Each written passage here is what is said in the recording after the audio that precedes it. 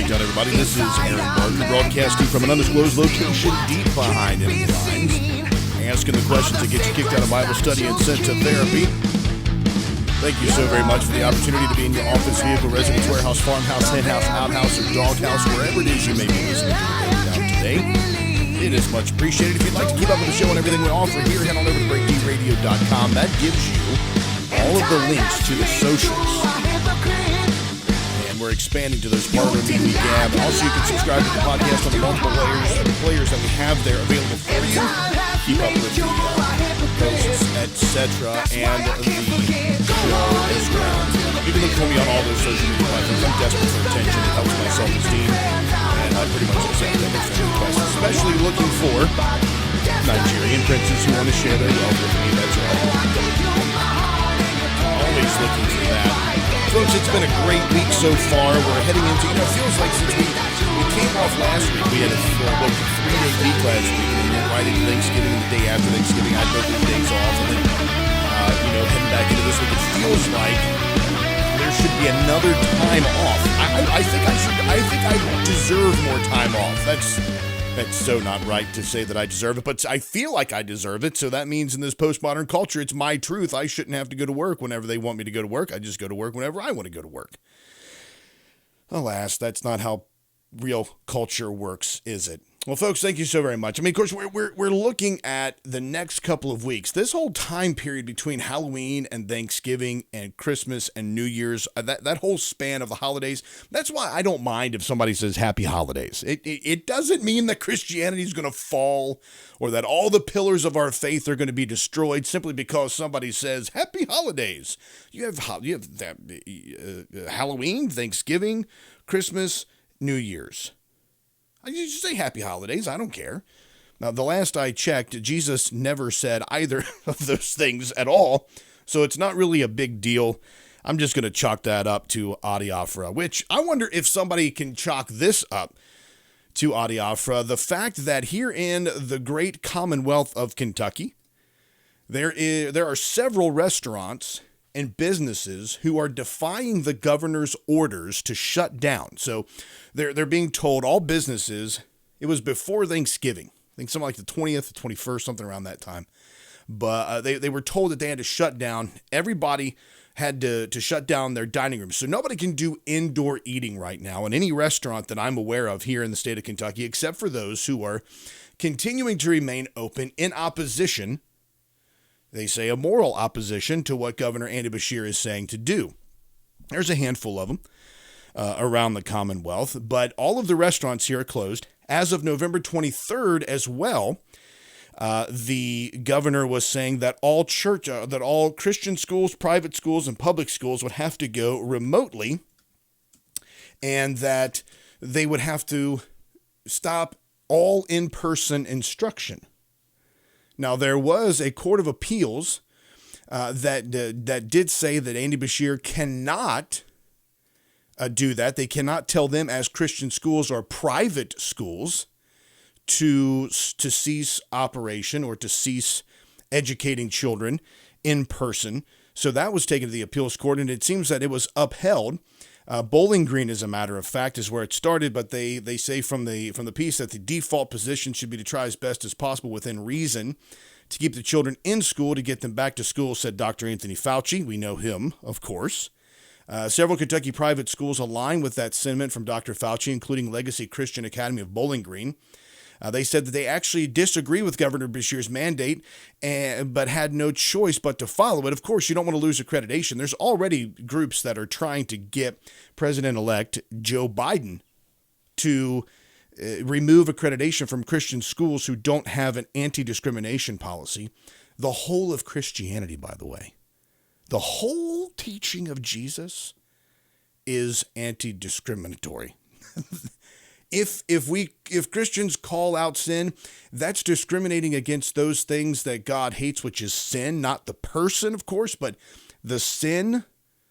So Christianity at its core is about anti-discrimination, because as a matter of fact, it was the eugenicists and the abortionists and the communists who were trying to increase the death of babies and increase the amount of abortuaries that were on the local level on the street corners of poor neighborhoods, or what's considered poor neighborhoods.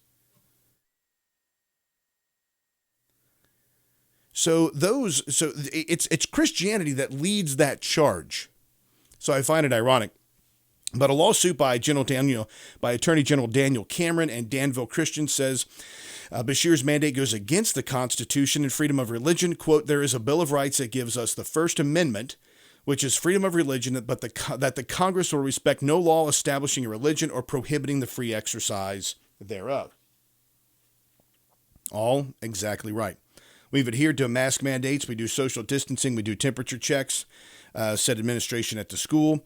The appeals court sided with Governor Beshear to keep religious schools closed. So that was on the 29th, as a matter of fact.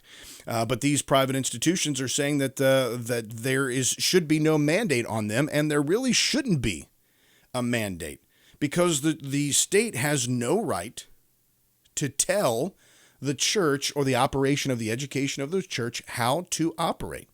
It doesn't have that authority over the church. It doesn't have that authority over the responsibility of the parents to lead their children or to teach their children either. And of course, we think it's best to either homeschool or a private Christian education of a high quality, high caliber. It is yet still the parents' responsibility to take care of and educate their children. So you have schools that are fighting this mandate as well. The Court of Appeals, unfortunately, I'm seeing here, said that they agree with Governor Andy Beshear. And it's odd because his tweet said, today the Sixth Court Circuit recognized that we must all do our part over the next several weeks to slow this virus. Don't try to find an exception. Do your part to save lives. Considering the fact that lockdowns actually take lives, lockdowns actually increase violence in families, they increase child molestation, they increase danger to children and danger to families. You're telling me that we're supposed to, for some reason, take your word for the fact that these are good for the public and that they're good for us as a whole? It's hard for me to find that. Now, there are some restaurants. It's much easier for a restaurant to negate these types of rulings or these types of mandates from the governor because it doesn't involve dozens and dozens of kids and the possibility that these kids could get sick. It does involve being open to the public. Lexington coffee shop Brood was ordered to close on Tuesday, but opened the following day anyway. This is from last week. They decided to open anyway.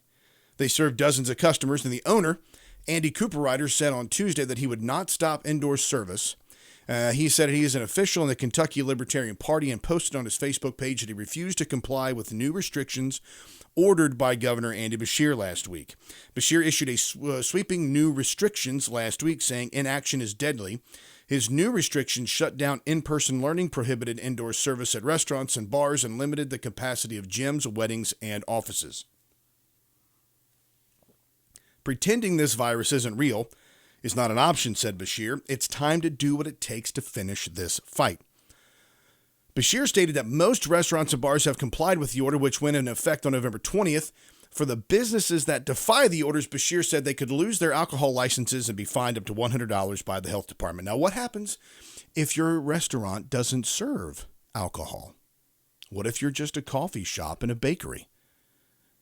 What if you're staying open regardless of these because you're taking... See, this is what really makes you have to stop and think. It just makes you scratch your head in these trying times of want and woe. What restaurant creates a business plan and builds that business plan anticipating your death? No business wants to build on dead clientele because dead clientele do not create repeat customers. Businesses want to stay open. Businesses want to be clean. They want to provide sanitary surroundings for their guests. They want to have sanitary kitchens. They want to have clean bathrooms. They want their employees to wash their hands and wear gloves in preparation of certain foods and prevent cross-contamination so that you don't make people or get people sick. Because if you have a sick clientele, you're not making money. So no business owner wants their clientele dead, and this removes from the business owners their right to make these decisions, their right to run their businesses as they see fit. You know, the market decides these things, by the way. I don't want to get too far off in that, but the market decides these things. If you go to a restaurant and you get sick and you tell your friends, hey, I went to this restaurant and I've gotten sick, and a couple other people I know got sick as well, I would stay away from this restaurant. Pretty soon that restaurant's not going to have any clientele and it's going to shut down. I can't tell you how many restaurants like that have shut down in this area, and I'm sure there's plenty that have shut down in your area too, because you go there and you find out that they're cutting up raw chicken in the same place that they're cutting up the lettuce for the salad bar.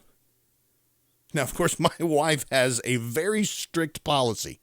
If she goes into a restaurant and there's any type of buffet, any type of bar from which every person in the restaurant is going to be eating, and if there is a 5-gallon bucket of hand sanitizer with an industrial pump right before you get your silverware and your plates, she's leaving. She's not staying there very long. She's going to walk in and be like, oh, it's a buffet. Sorry, goodbye. Just as a side note there.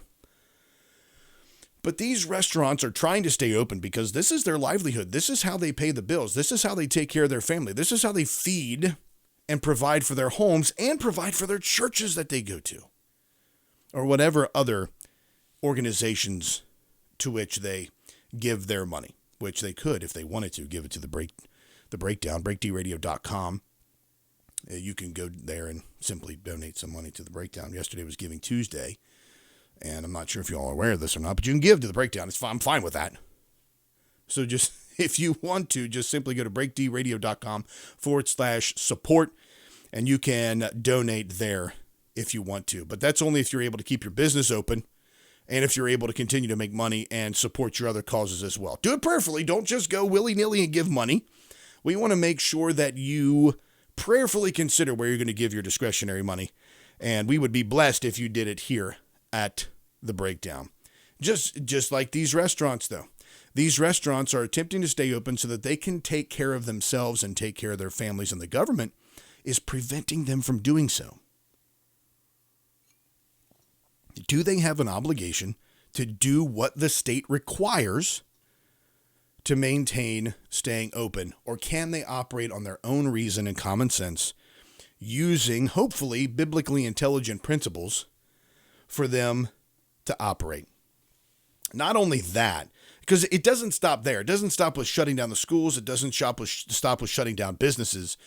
It also is moving on to, now we're being told by the Maryland governor, that, who's not a medical doctor, by the way, that there is no constitutional rights for Americans to not wear a mask. That's right. You have no constitutional right to not wear a mask. So essentially what he's saying here is you have no constitutional right to not do what the government tells you to do, regardless of how arbitrary they find it may be. Now, I'm not going to get into the mask debate. There's still all kinds of questions. I know where my opinions lie on this, but there are still many, many questions from people about the efficacy of masks, whether or not they do work. Is it aerosol? Is it droplets? Are the masks preventing that spread to anybody? We ask those questions. We wonder, why is the disease spreading so much if we're wearing masks, and if lockdowns work?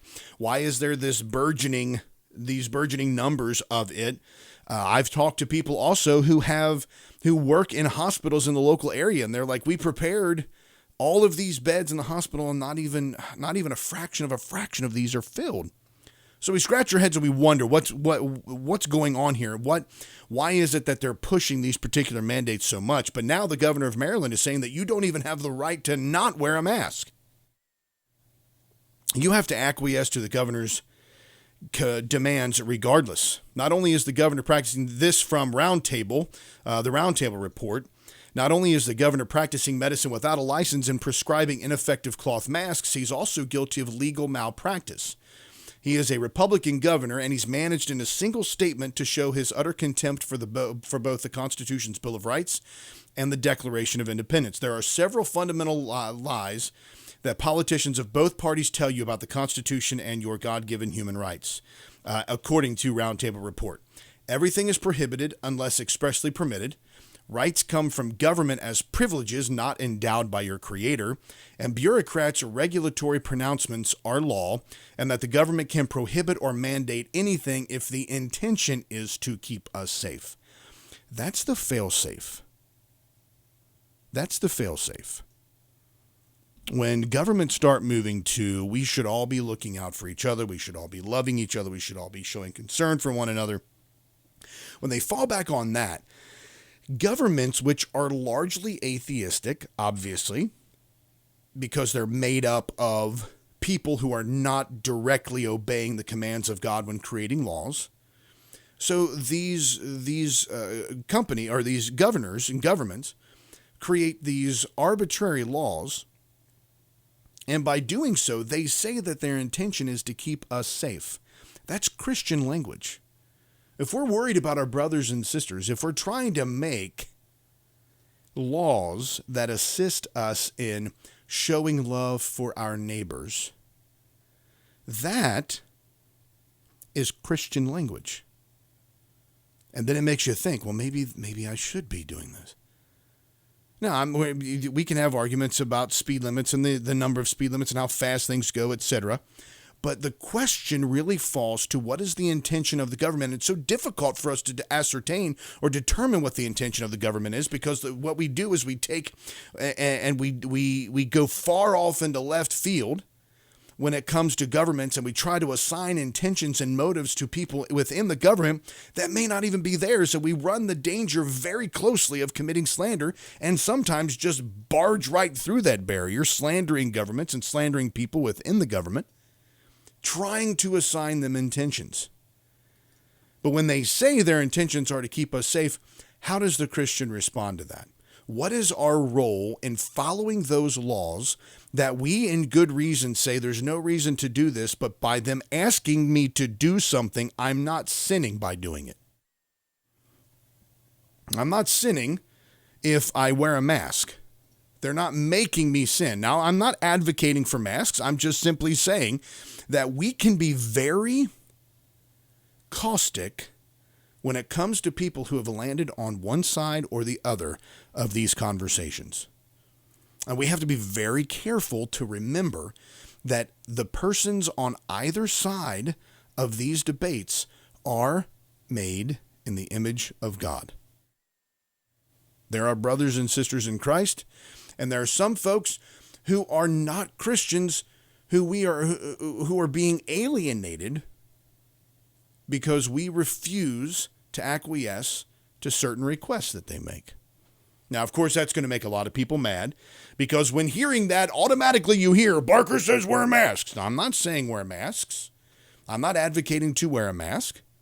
I'm just simply saying perhaps we should take a step back with our caustic language and the way that we act towards other people, because if the intention is to keep people safe, it's genuinely concerned about other people, Christians should be leading the charge on that. That's why Christians have led the charge on abolition, because seeing someone unjustly treated tells us that that is not a proper, we know because we're biblically informed that that's not a proper way to treat somebody. So we worked for abolition of slavery. We work for the abolition of the sex trade and sex trafficking. We work for the abolition of abortion. We work for the abolition of the sex industry, period, of pornography. We work for the abolishment and the abolition of these sinful sects of society which are damaging to the gospel and the cause of Christ. That's our purpose. So, continuing here on this, David Knight made a really good point on this. He said that you don't have a constitutional right to drive drunk. You don't have a constitutional right not to wear a seatbelt. But wait a minute. What's the difference between those two things? If you're driving drunk, you are a threat to other people. You're engaging in dangerous, reckless behavior. It's kind of like using your Second Amendment rights and then recklessly waving a gun at people in a crowd. It's like an assault. That's a very different thing than not wearing your seatbelt. Your seatbelt. If you don't wear your seatbelt, that affects nobody but you. That's nobody's business. But what about the legality of mask mandates? Can the federal government mandate masks or vaccines or any other health measure? And that's not without violating the 9th and 10th Amendments, which are squarely placed in the Constitution to protect this type of tyrannical overreach of specific governments, ensuring that whatever is not specifically mentioned in the Constitution is left up to the states and to the citizens of those states. But now we're being told, you see why there's such a squiggly line by basing our rights on a document which can be distorted and changed like a wax nose. Now, I love the Constitution. I've got my pocket Constitution right here on my desk. And I read from my Constitution regularly. As a matter of fact, I think that and I read this on the last show, there's a very strong argument for the constitutionality of an amendment against abortion, making abortion completely illegal, period. No, not just after heartbeats, but at the moment of conception. No abortions can be performed legally. And if you want to make just a humanistic constitutional argument, you can do that. But I don't want to do that. I appreciate with a great admiration the men who wrote the Constitution of the United States of America. But that is not our end-all, be-all. The document upon which we base our laws, the document upon which we base our conduct, the document upon which we base our lives and hope and convictions are the Scriptures, or is as a document. If you want to look at the whole thing as a document like the Bible, or there's one book, but it's multiple books written together. If you want to look at it like that, it's one book upon which all of those things are based. You're listening to The Breakdown. This is Aaron Barker. We're asking the questions that get you kicked out of Bible study and sent to therapy. Now, here's some really good news that we'll hit before we hit this first break here. The Supreme Court blocks New York's COVID-19 restrictions on houses of worship. This is a fantastic ruling. This is a wonderful move. It says here the Supreme Court ruled on Wednesday in favor of a Catholic diocese and an Orthodox Jewish group temporarily blocking New York's COVID-19 restrictions on houses of worship. Quote, members of this court are not public health experts, and we should respect the judgment of those with special expertise and responsibility in this area. But even in a pandemic, the Constitution cannot be put away and forgotten, the High Court said in its 5-4 ruling. That's a pretty razor-thin margin right there. The restrictions at issue here, by effectively barring many from attending religious services, strike at the very heart of the First Amendment's guarantee of religious liberty. The court said the Roman Catholic Diocese of Brooklyn and Agudath Israel of America are likely to succeed in their arguments that the restrictions violate the Free Exercise Clause of the First Amendment and that they would cause irreparable harm. The groups had sued Governor Andy Cuomo over his executive order limiting worship gatherings to 10 people for those in red zones and 25 for those in orange zones. The regulations cannot be viewed as neutral because they single out houses of worship for especially harsh treatment. They are far more restrictive than any COVID-related regulations that have previously come before the court, much tighter than those adopted by many other jurisdictions hard hit by the pandemic, and far more severe than has been shown to be required to prevent the spread of the virus at the applicant's services. So now we can see that the restrictions that have been placed there are starting to fall, starting to falter, and starting to dip in these states because, if we want to look at it in a constitutional way, this country affords us the right by recognizing that we are free to worship. Now, the one thing about this, just to throw this little curveball in there, and then this will get you in trouble in some of those modern-day evangelical patriotic Bible studies you go to, you don't have a right to worship whatever God you want to. Our Constitution recognizes a right to freedom of worship and a right to freedom of religion. But there's nothing in the Bible. If the Bible is guiding and directing our lives, there's nothing in the Bible that tells us that you're allowed to worship whatever God you want to worship in whatever context you want to worship, however you want to worship or whenever you want to worship. It doesn't exist. It just simply does not exist. And for us to make the statement that it does is for us to put ourselves in danger of committing idolatry because we're allowing folks to exercise blasphemous worship of other gods. That's right. I said it, ladies and gentlemen. Look, we're going to take a quick break. When we get back, we're going to talk about this and more issues, so keep it locked in right here on The Breakdown.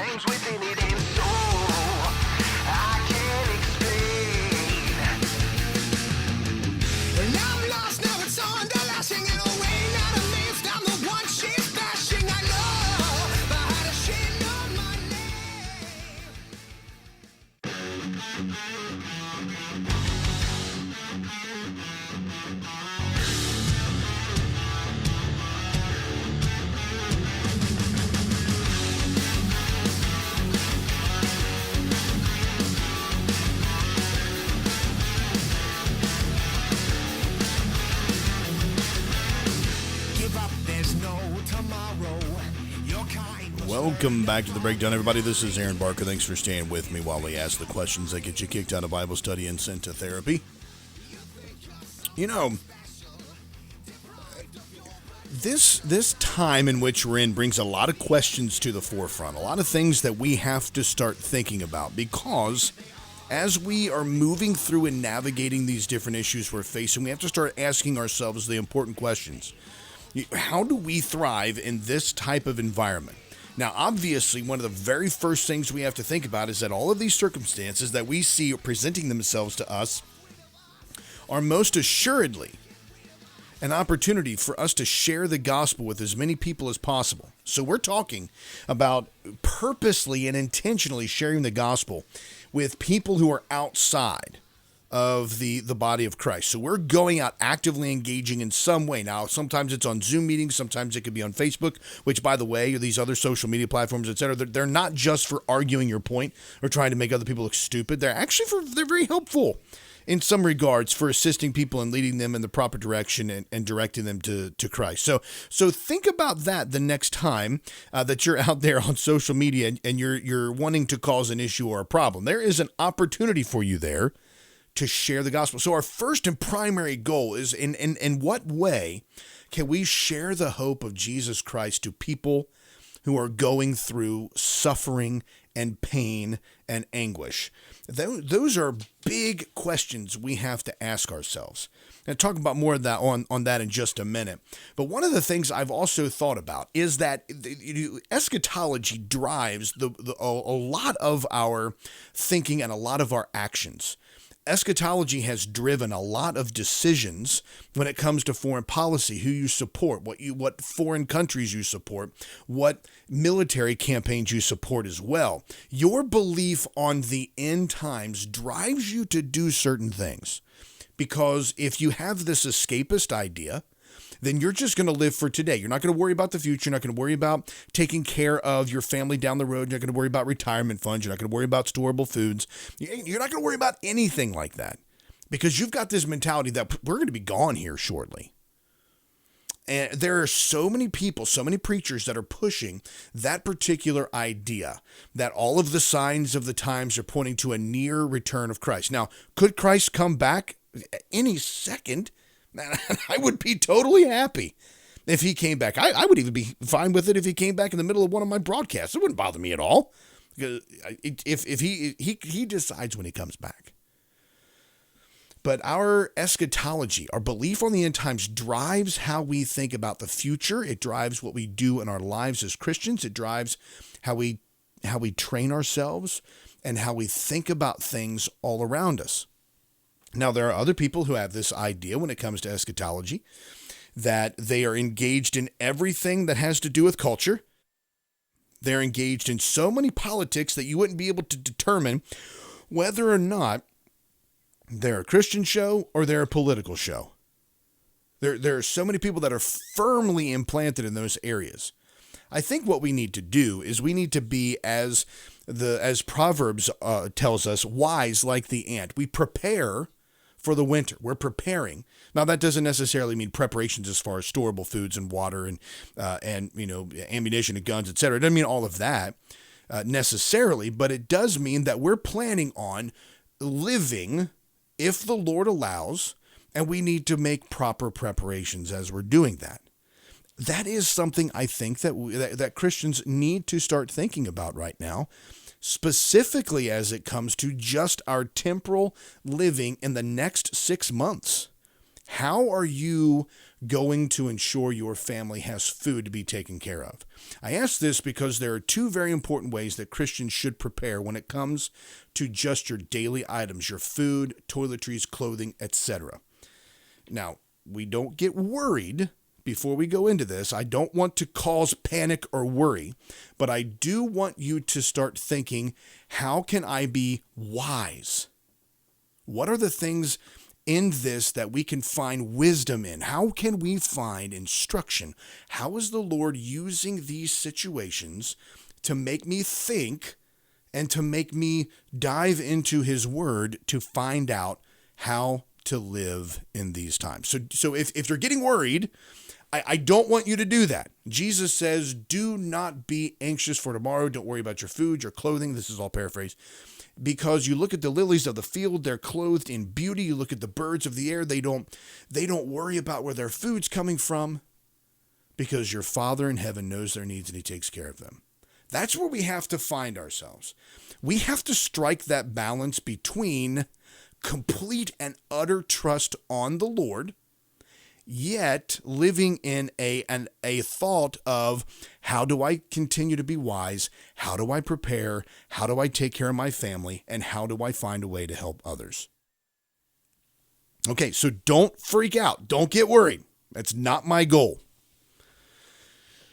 Washington Examiner came out with a piece that the New Mexico governor has implemented certain plans to shut down grocery stores for 2 weeks. Dramatic pause. A dozen grocery stores around the state, New Mexico, have been forced to close for 2 weeks. Now, he isn't randomly doing this. He's doing it because a public health order was issued when the state's residents are suffering from record high unemployment and obviously food insecurity.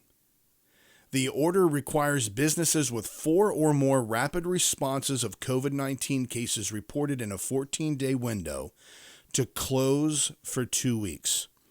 So if your business has 4 or more rapid responses of COVID-19, if these cases prove that there is a positive in your ranks of 4 or more, then you have to close for a period of 14 days.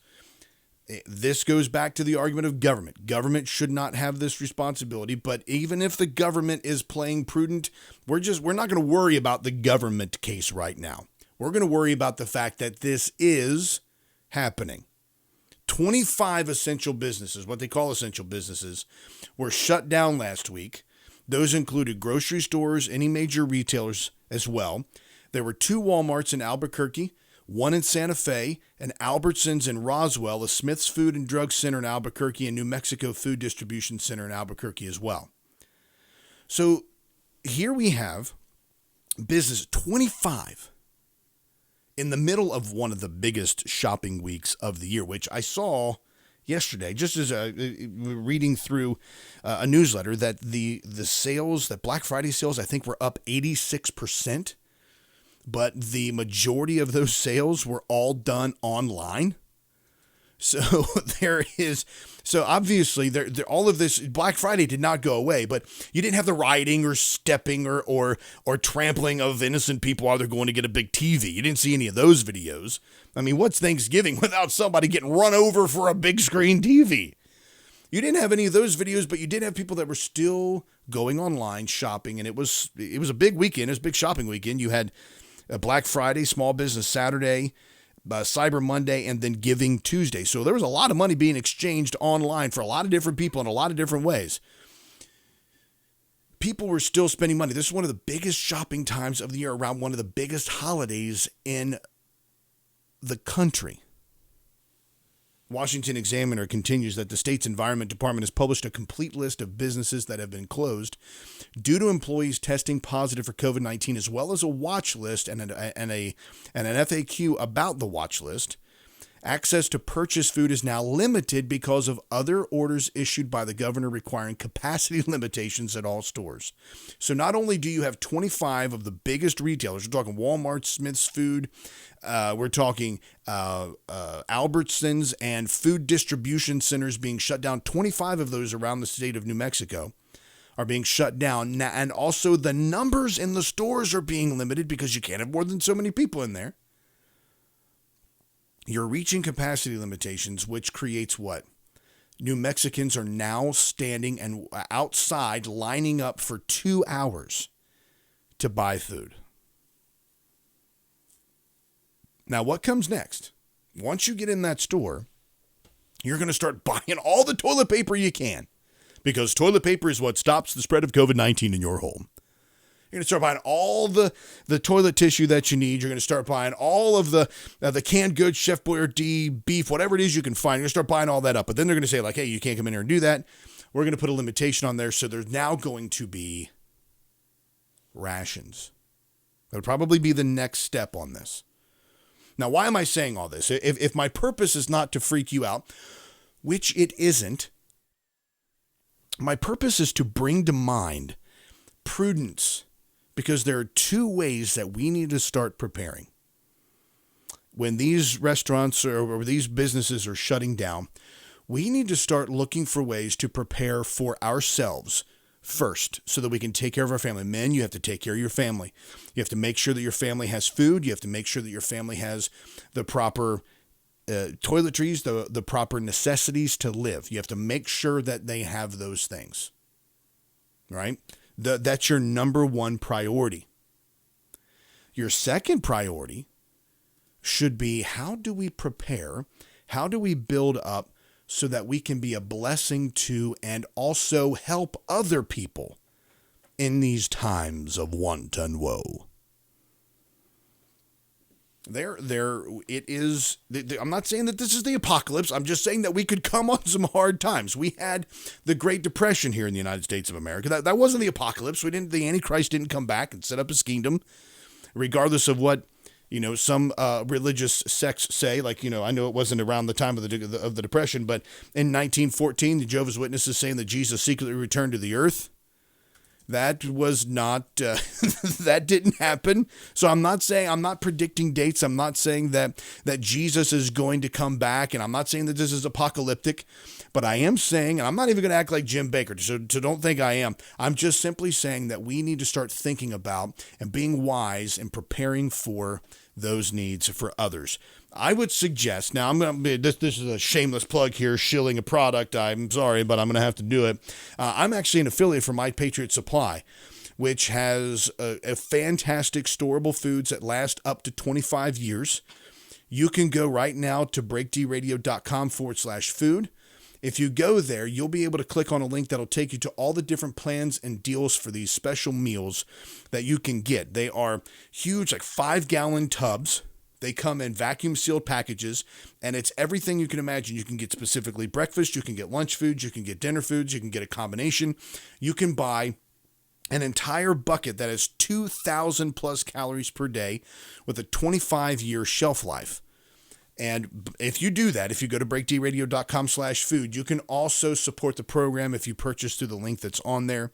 And again, the only reason that I became an affiliate is because I am a customer, and because I do think that it's vital and it's important for us to prepare, not just for ourselves, but it's important for us to prepare to help other people as well. That's incumbent upon us as Christians to care, to be genuine when dealing with others and thinking about how we want to be presented to other people and how we want to share the gospel with them as well.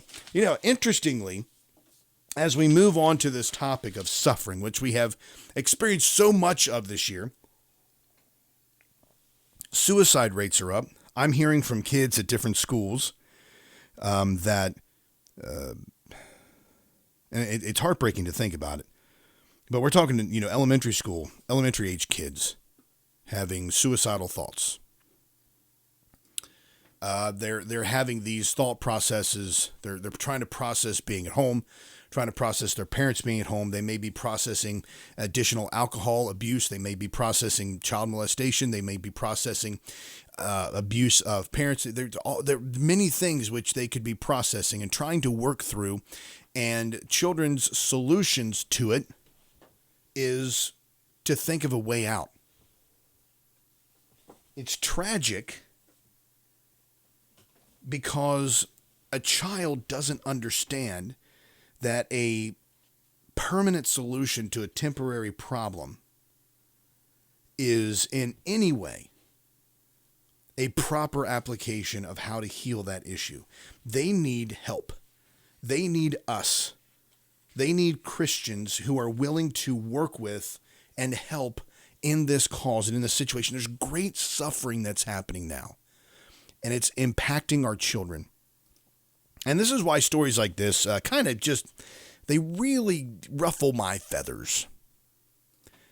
John Hagee, pastor out of Texas, who's one of these guys that whenever the wind blows in an unforeseen direction in the Middle East, he's one of these guys that writes a book about it. No, well, the El Nino waves are spinning in the opposite direction. That means that Jesus is coming back. So he writes a book. John Hagee was tested positive for COVID-19 last month.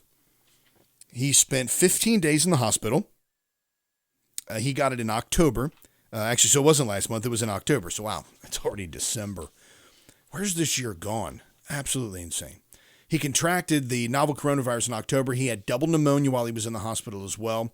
He spent 15 days there and said that obviously it was difficult. He said that he was supposed to be home gasping for air. And he said that he was sitting in his chair as he's explaining via a live stream to Cornerstone Church out of San Antonio, Texas, which I've been to before. I went there 20 years ago, 21 years ago. 15 days in the hospital. He said that he's sitting in the chair today as a testimonial to the healing power of Jesus.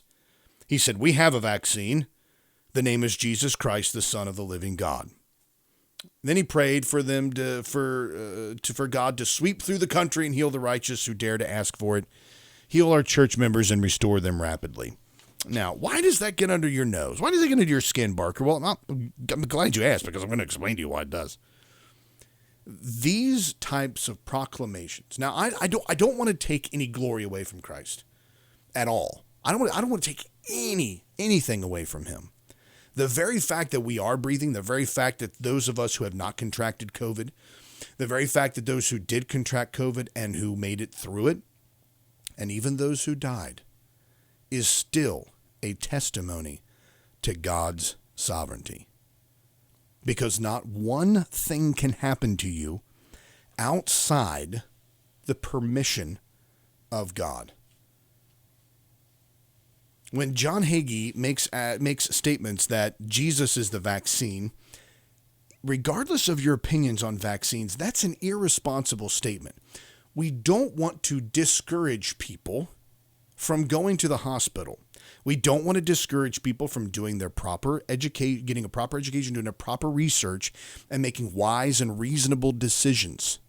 One thing that I think is shocking about this is that he's like, oh man, 15 days in the hospital with double pneumonia, and bless God, I'm alive. It's a testimony to the healing power of Jesus. Yes, both directly and indirectly. 15 days, and you got better because of the modern advancements of medicine that were being put into your body that were used by doctors who had received wisdom from God through his common grace of developing treatments and developing medications so that you could get better. And many of these prosperity, health, and wealth teachers, they fall off the path big time.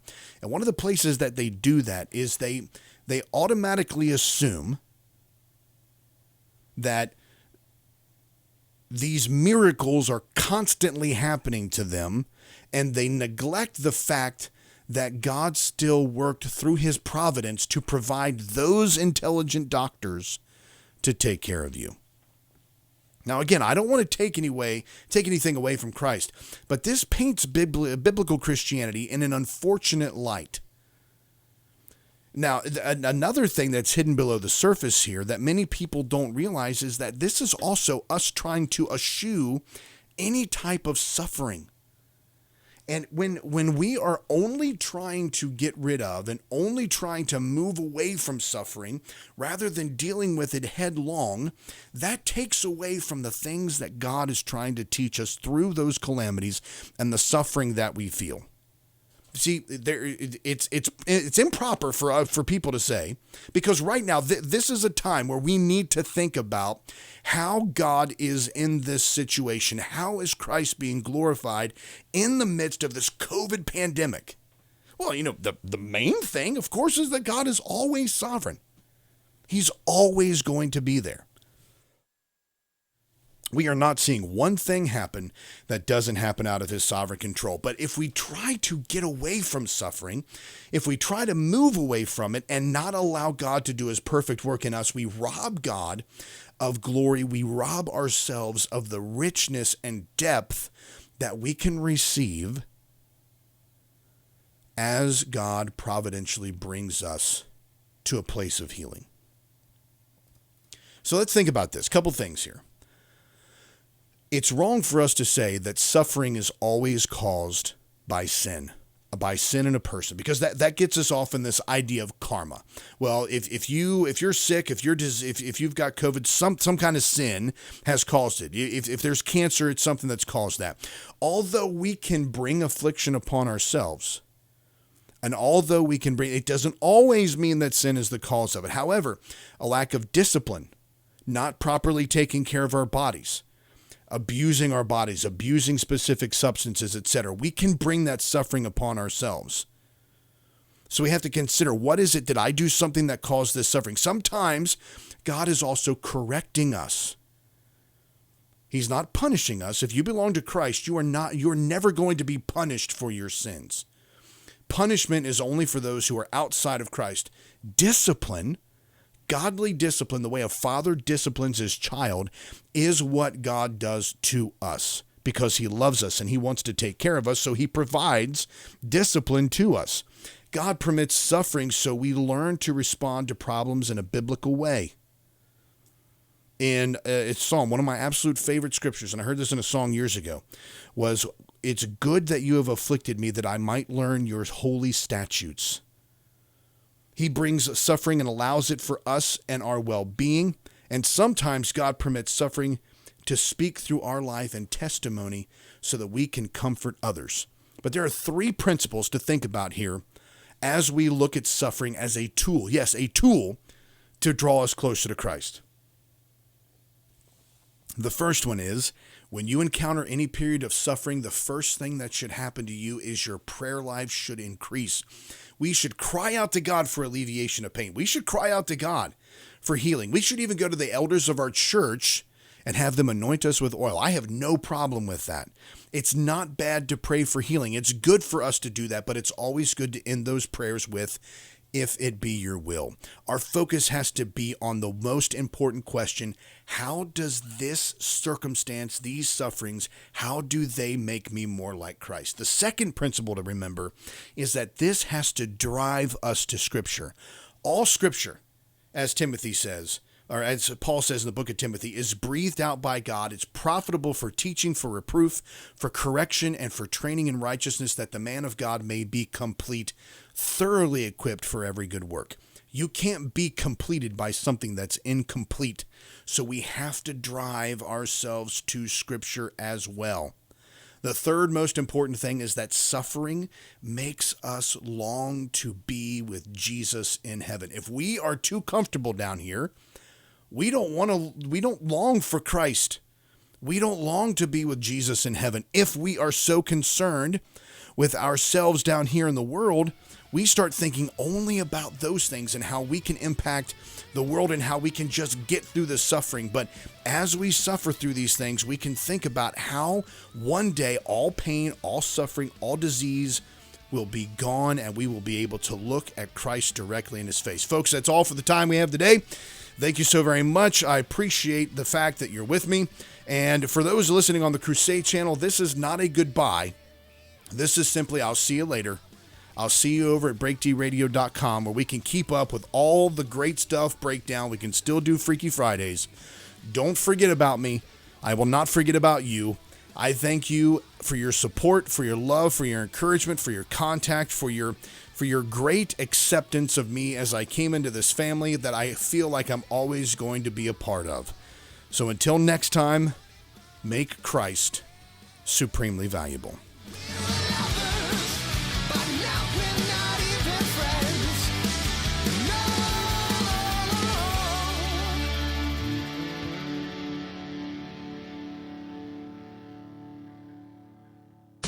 Asking the questions that get you kicked out of Bible studies and sent to therapy. You're listening to The Breakdown.